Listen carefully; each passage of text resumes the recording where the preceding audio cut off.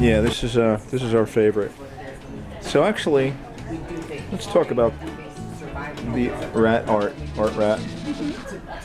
This was my favorite because I got to do whatever I wanted. Mm-hmm. And that's Isn't it nice to be able to do whatever you want? whatever you want to do. You have more fun when you're in control and you get to pick Absolutely. the criteria. So let's And you see. get to add whatever you want. Like I wanted to add a goldfish, bam, Got a goldfish. made it happen. And then there's like a lantern on the tail, which is kind of cool. I like to add And then the little bird detail. that didn't make it. And then there's a spider. A little apple, And another spider. floating garbage, a soda can. Yeah, and then the tunnel, which is kind of cool, right? Actually, I made it like this. So.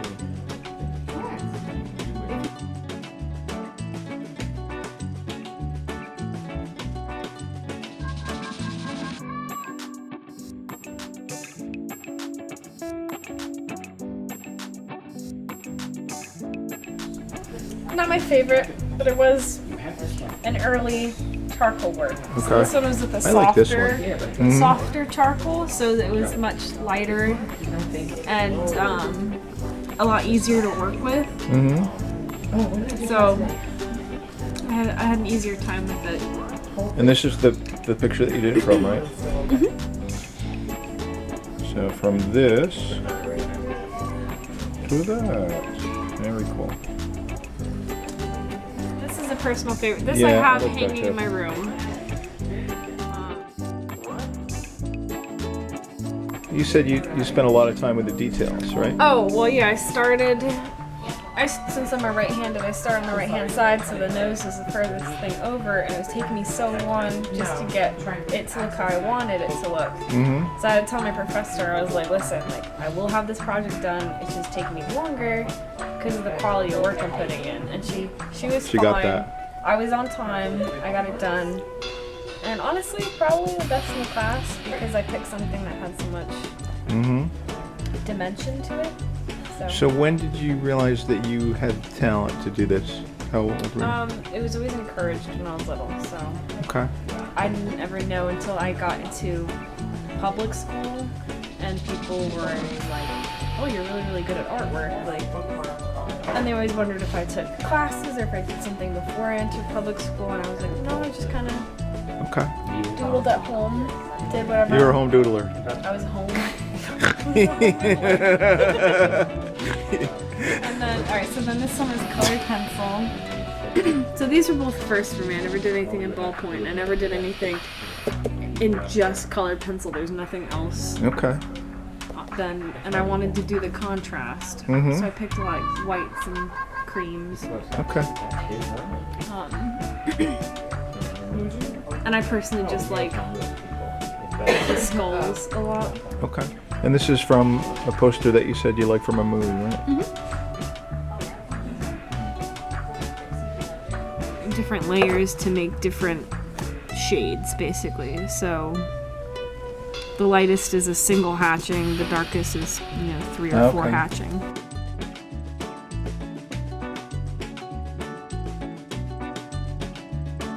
And you were saying before that you really specialize in pets, cats and dogs, or I have a hard time with people, human beings. It's harder for me to get them to look like the person. But with pets, you have a lot of texture, you have shapes, Right. the hair. It's very easy to make them look almost exactly like them. I just add extra detail, so I add bigger eyes. I like to exaggerate features, so I'll make a big mouth. okay. I think people, it's hard to exaggerate without them looking kind Like of cartoonish? weird. Right. Yeah, a little alien. I don't want to make somebody look. Right. You don't want to make somebody look like an alien if they're not an alien, Yeah. or if they are an alien, you don't want to make them look human. I don't want to let people know they're aliens. That's right. Nano. This one is from a movie, Okay. and I did I did him in color and him in pen because he leaves at the end of the film. Okay. And so I always felt like throughout the film he was feeling the loss already. Okay. Of losing a friend, basically. Okay.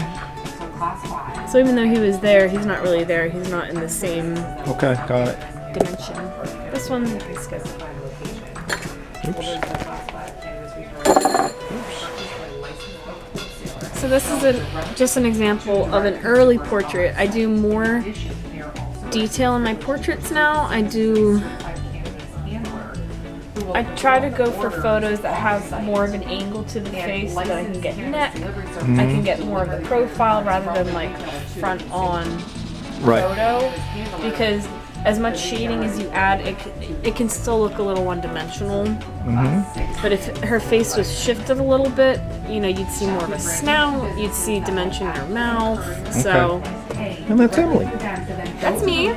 Perfect example, exaggerating a certain feature, and you know, it doesn't look. It looks like a person, obviously, but it doesn't look really accurate. You know, it doesn't look true to the picture. Right.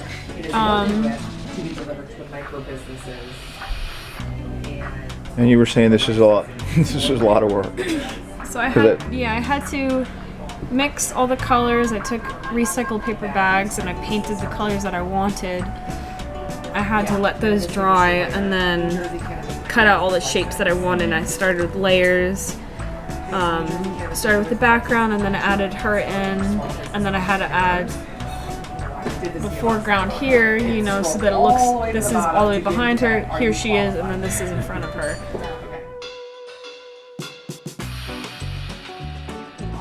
What do you like? What do you like working with best, or does it depend?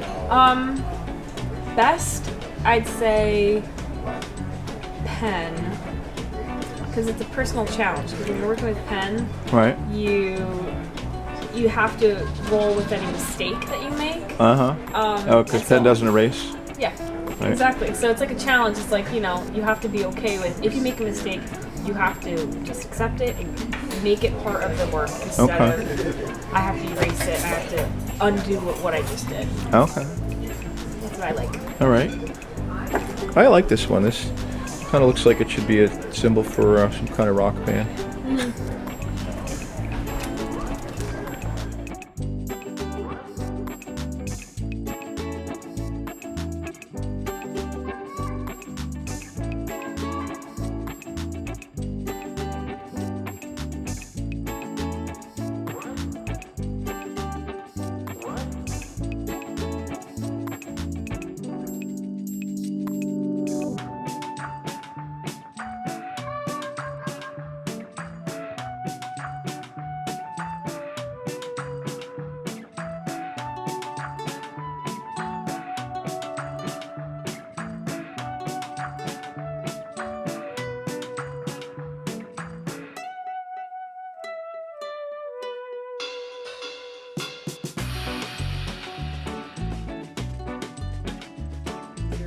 Right. Now, I asked you the question before.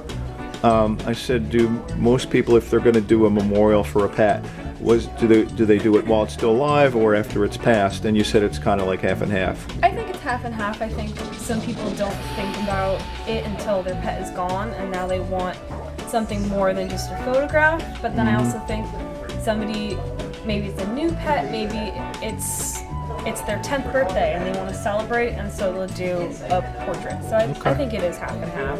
Okay.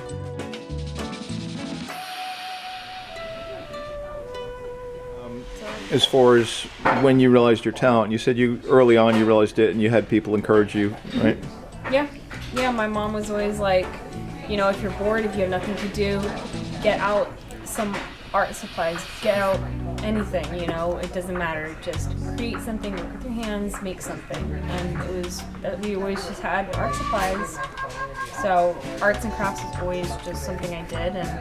And then when I went into public school and I was getting to know more people, they were like, wow, like you're so talented. And it's like, I thought everybody spent their free time doing creating, artwork, right? And I just, I guess I just have something, I don't know. You got something.